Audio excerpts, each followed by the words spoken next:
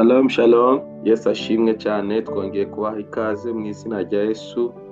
Mana ibaho umugisha mwebwe mwese mwafashe umwanya wanyu wo kuzinduka muri morning prayer. Mana ibagire neza, baha ikaze aho turi kumwe kuri Zoom. Yesu abaho umugisha mwinshi cyane, namwe mudukurikiye kuri YouTube channel Ndika Gospel TV. Imana ibaho umugisha mwinshi cyane. Niba ari rya mbere ubanye natwe kuri YouTube channel, ndagusaba kugira ngo uze gukanda kuri subscribe kugira ngo ukomeze gusengana natwe buri gitondo, cyangwa se no gukurikira ibindi biganiro bitandukanye tugenda dushira kuri YouTube channel. Yesu abaho umugisha. Ndabizi ko mudukurikiye muri bihugu bitandukanye. Imana ikomeze kubagira neza, Imana ikomeze kubahezagira, kandi ndasenga ngo Imana ikomeze kurinda buri muntu wese uri hano kuri kino gicaniro. Yesu abagire neza. Ongereho gushima Imana kuri kino gitondo. Imana iduhaye umugisha wo kuba hano ku gicaniro. Imana iduhaye umugisha wo kuba hano kuri kino gicaniro kugira ngo tubashe gusengera uyu munsi, dusengere ubuzima bwacu, dusengere imiryango yacu, dusengere itorero, dusengere business zacu, dusengere ubuzima bwacu muri rusange.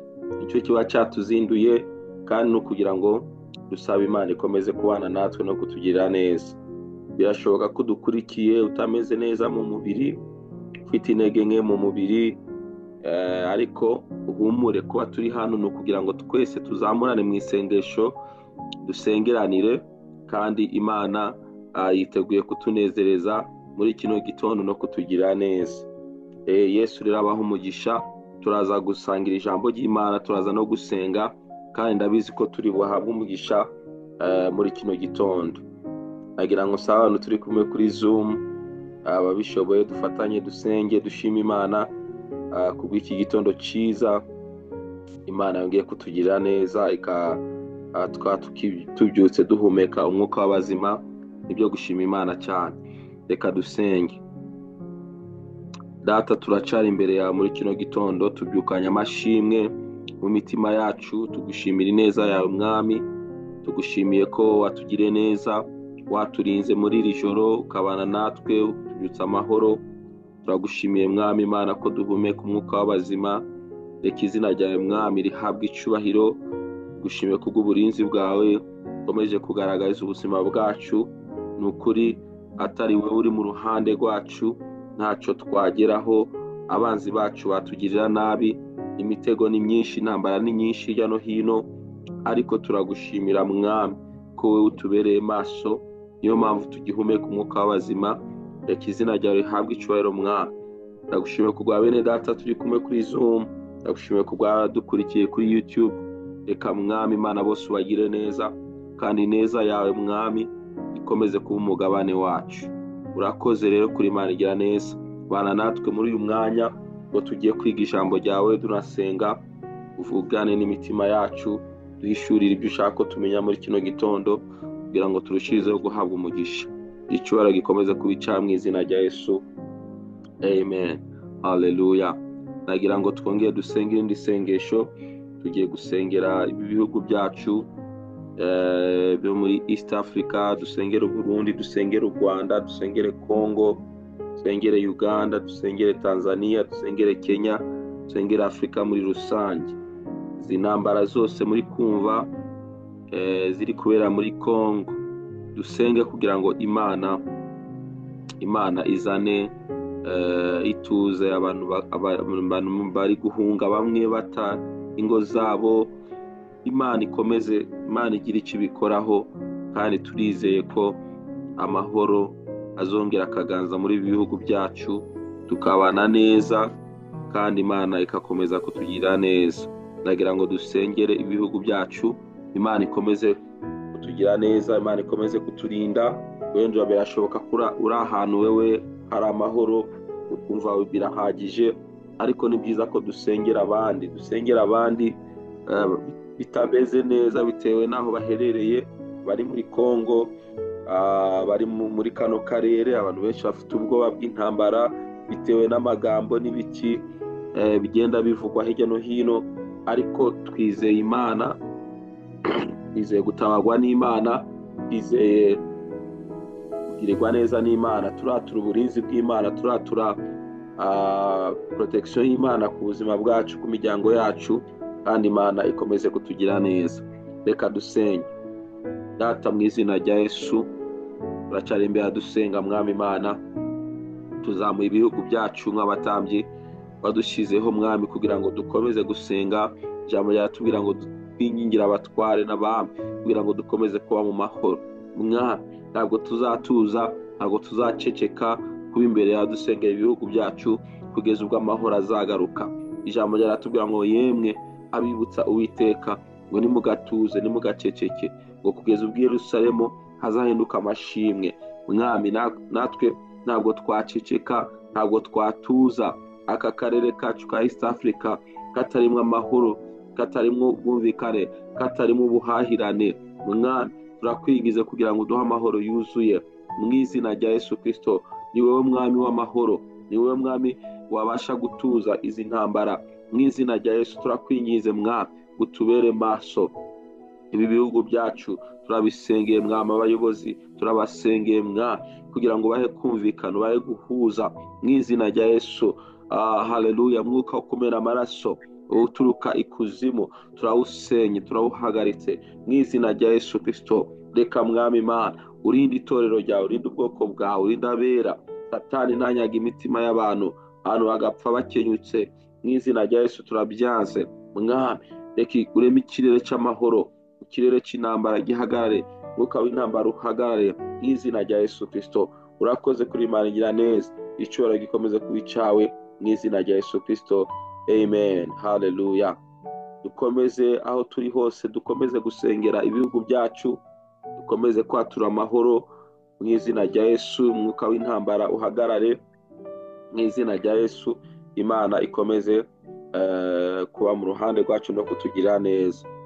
Hari ijambo ry'Imana nifuza ko dusangira, naryo turaza kurisengeramo. Ni ijambo ry'Imana ryiza cyane nasomye,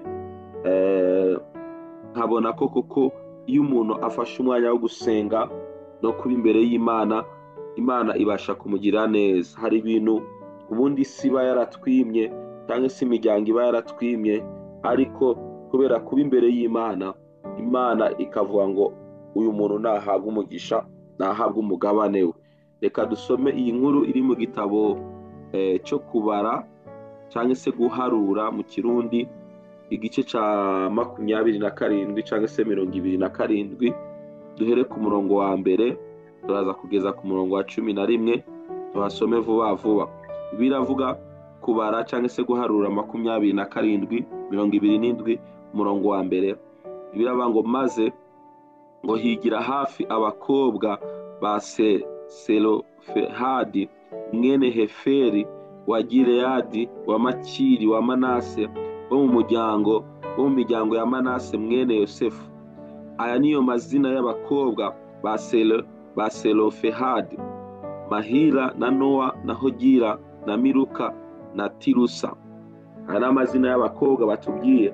Umurongo wa 2 biravuga ngo bahagarara imbere ya Mose na Eleyazari umutambyi n'abatware n'iteraniro rye ryose ku muryango w'ihema ry'ibonaniro, baravuga bati: Data yapfiriye mu butayu, kandi ntiyari mu iteraniro ry'abiteranije kugomera Uwiteka bafatanije na Kora, ahubwo yapfanye ibyaha bye ubwe, kandi ntiyabyaye abahungu. Ni iki gikuza izina rya data mu muryango we?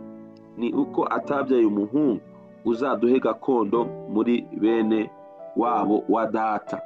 Aba bakobwa baje imbere ya Mose, baje gusaba gakondo yabo. Ubundi muri Isirayeli nta mukobwa yari yemerewe guhabwa gakondo, ariko abangaba kubera ko bari barasobanukiwe icyitwa gusaba uburenganzira bw'umuntu, baza imbere ya Mose. Mose yari umutambyi, baramubwira ngo data ntabwo yabyaye abahungu, ariko kuba atarabyaye abahungu twe ntabwo twabigizemo uruhare. Ntabwo bisobanura ko tugomba kwangara tukaba ku gasozi, kandi data yari afite amatongo, yari afite ubutaka, yari afite ahantu tugomba gutura. Ibyo bintu byo kuvuga ngo ntabwo twemerewe gakondo ntabwo ari byo. Turagusaba rwose gakondo yacu ko ntabwo ari twebwe twabigizemo uruhare. Bene data, ibi ngibi biratwigisha ikintu gikomeye cyane. Hari ubuzima abantu twisangamo, wenda wavukiye mu muryango ukenye, wavutse mu muryango iwanyu hari indwara zigenda zikurikirana twakwita za karande, wavutse hari ibintu usanga bimwe na bimwe bihari ariko utarabigizemo uruhare. Ntabwo bisobanura rero ko nawe ugomba kugendera muri icyo kigare. No, ugomba gusaba uburenganzira bwawe nk'umwana w'Imana. Aba bakobwa baje imbere ya Mose aramubwira ngo dukeneye gakondo yacu. Mose abyumvise ku murongo wa 5 ngo Mose ashira Uwiteka urubanza rwabo. Mose yari umutambyi, yaragejeje kwakira ibyifuzo by'abantu, yaragejejwe kumva amakuru n'ibyo abantu bamubwira. Arangije arazamuka umusozi, agenda imbere y'Uwiteka aramubwira, amubwira uko byagenze. Ku murongo wa 6 biraba ngo Uwiteka abwira Mose ati, abakobwa ba Selofehadi baburanye iby'ukuri, ntuzabure kubaha gakondo muri bene wabo wa se, uzatumwe baragwa gakondo ya se. Imana ishimwe cyane. Haleluya, haleluya. Ngo abo bakobwa baburanye iby'ukuri, uzabahe gakondo ya se, uzabahe gakondo yabo.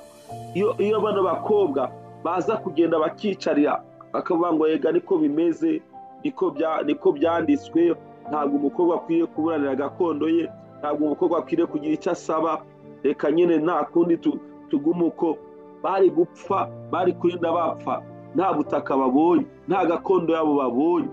Ariko baravuze ngo dufite umutambyi, dufite umuntu uduhagarariye imbere y'Imana, reka tugende tumubwire ikibazo cyacu. Ntabwo twakomeza kuba ku gasozi, kandi data yari afite ibintu bitandukanye, kandi natwe tugomba kubenefisi, tugomba kuronkaho. Baragenda baburanira gakondo yabo. Bene data, nagira ngo mbibutse muri kino gitondo, natwe nk'abana b'Imana ntabwo twakomeza kwemera ko Satani aturiganya, kandi twemerewe gakondo zacu mu bwami bw'ijuru.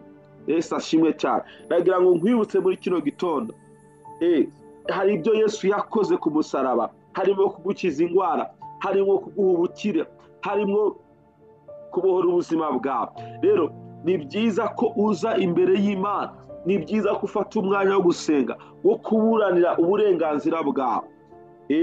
Hari abantu Satani ari kuriganya kubera kudasobanukirwa uburenganzira bwawe. Ukwiriye gusobanukirwa uburenganzira bwawe nk'umwana w'Imana. Niba Imana igusezeranya gukira indwara, ukwiriye kuza imbere y'Imana ukaburanira uburenganzira bwawe, ukabwira Imana ngo Mana, ijambo ryawe ryaravuze ngo mu mishishaku ya Yesu niyo twaboneye gukira indwara. Ijambo ryawe riravuga ngo Yesu ngo yigize umukene kugira ngo ubukene bwe budukirije. Ukwiriye gushaka ibintu bikurengera mu ijambo ry'Imana. Hano Bibiliya yavuze, ijambo ry'Imana ryavuze ngo Imana ngo isubiza Mose aramubwira ngo abo bantu ngo baburaniye iby'ukuri. Ibyo by'ukuri rero nitubigarura muri kontekste yacu, iby'ukuri byose nibyo Yesu yakoze. Niba ushaka kuburanira ibyawe, jya ureba imirimo Yesu yakoze, jya ureba iby'ijambo ry'Imana rikwemerera, ubundi uhagarare imbere y'Imana ubwira Imana ngo Mana, nanjye nkeneye gakondo yanjye, nkeneye gukira indwara, nkeneye gutabagwa, nkeneye kubohoka, kuko ibyo Imana yamaze kubikora muri Kristo Yesu. Imana ishimwe cyane. Imana yamaze kubikora muri Kristo Yesu. Iyo dusenga, iyo turi imbere y'Imana, ni uko twasobanukiwe ko abana b'Imana natwe dufite gakondo yacu, dufite umugabane wacu mu ijuru, dufite ibyo Imana yadusezeranye. Ntabwo dupfa gusenga gusa nk'abatazi ibyo basengera, oya. Ntabwo tuva gusenga gusa nk'abatakaza igihe, oya. Dusenga kuko tuzi neza ko hari ibyo Imana yavuze ku buzima bwacu. Dusenga kuko dusobanukiwe neza ko hari umugambi w'Imana uri ku buzima bwacu. Dusenga kuko twasobanukiwe ko hari ibyo Imana yakoze mu buzima bwacu, kandi tugomba kugenderamo muri Kristo Yesu. Haleluya. Rero nagira ngo muri kino gitondo twongere tuzamure kwizera, dusenge dusaba gakondo yacu. Gakondo yawe nkurikiye ni ugukira iyo ndwara imaze igihe kinini mu mubiri wawe. Iyo ni gakondo yagomba kuburanira. Gakondo yawe nkurikiye nuko ubone urubyaro, uhabwe urubyaro. Wowe umaze igihe kinini uri mu bugumba, gakondo yawe ni ukubona urubyaro. Gakondo yawe nkurikiye ni wewe, nuko nawe ugomba gutera imbere ukaguka nk'abandi, kuko ibyo ngibyo Imana yarabidusezeranije mu ijambo ryayo. Ugomba kuburanira iby'ukuri, kandi iby'ukuri byose bishingiye mu ijambo ry'Imana. Iby'ukuri byose bishingiye mu ijambo ry'Imana. Haleluya. Imana ibahe umugisha. Nimujya musenga, mujye muburana nk'aba bakobwa baravuze ngo data ntiyabyaye abahungu, ariko ibyo ntabwo byaduturutseho. Icyo tuzi cyo nuko tugomba guhabwa gakondo zacu. Icyo nzi cyo nuko nawe ugomba gukira iyo ndwara. Icyo nzi cyo nuko nawe ugomba guhabwa umugabane, haleluya, w'abana b'Imana. Icyo nzi cyo nuko ugomba guhindurirwa amateka, kuko iby'Imana yamaze kubisezeranya uherekera hose. Yesu abaho umugisha. Rero nimujya musenga, musengeye mu kuri, kandi uko kuri ni ijambo ry'Imana, muraza kubona ubutabazi bw'Imana. Imana ibahe umugisha, kandi Imana ibagire neza. Nagira ngo dusenge mu izina rya Yesu. Ugira ikintu uburanira muri kino gitondo, ugira ikintu usaba Imana muri kino gitondo, haleluya, kuko ni umugabane wawe kugihabwa, ni uburenganzira bwawe, ni umugabane wawe mu izina rya Yesu. Imana ibahe umugisha. Reka dusenge. Zamura mikrofone, fungura mikrofone yawe. Abari kuri Zoom dusengane natwe, abari kuri YouTube mukomeze mukurikire. Imana ibahe umugisha, nawe musengeraho muri muburanire gakondo zanyu mu izina rya Yesu. Reka dusenge. Data, mu izina rya Yesu, uri Imana igira neza, uri Imana ikomeye, haleluya. Aba bakobwa batwigishije ikintu gikomeye, basobanukiwe iby'ukuri, baza kuburanira uburenganzira bwabo. Natwe mu isezerano rishya, Mwami Imana, hari iby'ukuri twahawe, hari ukuri kw'ijambo ry'Imana twamenye. Mu izina rya Yesu turasenye muri kino gitondo, Mwami, reka abantu badukurikiye nonaha bahabwa imigabane yabo, imigabane yo gukira indwara n'uburenganzira bwabo. Mwami, gukira indwara n'uburenganzira bwabo kuko babihawe muri Kristo Yesu. Ndasengeye buri muntu wese, Mwami, udukurikiye nonaha ufite uburwayi ubwo ari bwo bwose, reka yakire gukira mu izina rya Yesu, kuko ari gusaba iby'ukuri kandi abyemereye muri Kristo Yesu. Wakire gukira iyo ndwara mu izina rya Yesu. Ndasengeye umuntu, Mwami, udukurikiye umaze igihe kinini atarabona urubyaro, Mwami Imana, gakondo ye ni ukubona urubyaro, kuko Mwami Imana abyemerewe n'ijambo ry'Imana. Ndasengeye buri muntu wese, Mwami, ugurikiye nonaha ufite ibibazo bitandukanye, ni wowe Mwami Imana udutabara ukatugirira neza. Ndasenze muri kino gitondo, Mwami, kugira ngo ubwoko bwawe, abana bawe, Mwami, batabagwe mu izina rya Yesu. Binjire muri gakondo zabo, binjire mu migisha yabo, binjire mu masezerano yabo mu izina rya Yesu Kristo.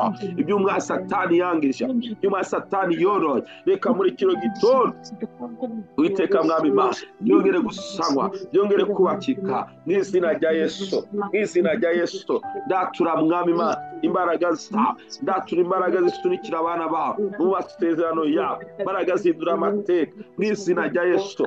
Uduhagarika akwiriye, Mwami, kubw'icyubahiro cyawe. Urakoze Mwami Imana, ndagushimiye kubw'uyu munsi mwiza, munsi waduhaye. Reka Mwami uyu munsi utubere udasanzwe mu izina rya Yesu. Mugisha ubane natwe, uburinzi bwawe ubane natwe, ineza yawe ubane natwe mu izina rya Yesu. Dukomeze kubona kugira neza kwawe, Mwami, mu buzima bwacu, mu miryango yacu mu izina rya Yesu.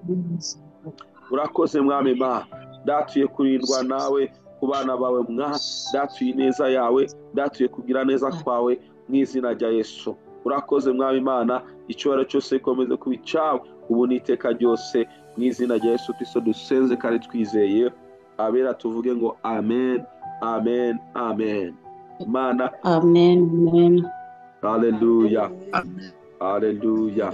Mana ibaho umugisha, mukomeze kuburana gakondo zanyu. Ntiwemere ko Satani akuriganya, ntiwemere ko abadayimoni bakuriganya.